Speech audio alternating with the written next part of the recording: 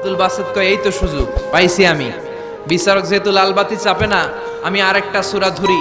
উনি কোরআনের সবচেয়ে সুন্দর সূরা আর রহমান তেলাওয়াত শুরু করলেন। উনি উনার গলায় আল্লাহ যত সুর দিয়েছিলেন সব সুর, দরদ, আদর ঢেলে দিয়ে সুরের ঝংকার তুলে পুরো কনফারেন্সকে মাতিয়ে দিলেন। 15 মিনিট হয়ে যায়, বিচারক লাল বাতি চাপে না।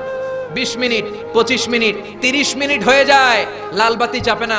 এদিকে অর্গানাইজিং কমিটির প্রধান চেয়ার থেকে উঠে এসে বিচারকের গায়ে ধাক্কা দিয়ে বলে, এই man, what's the hell are you doing here? What's wrong with you?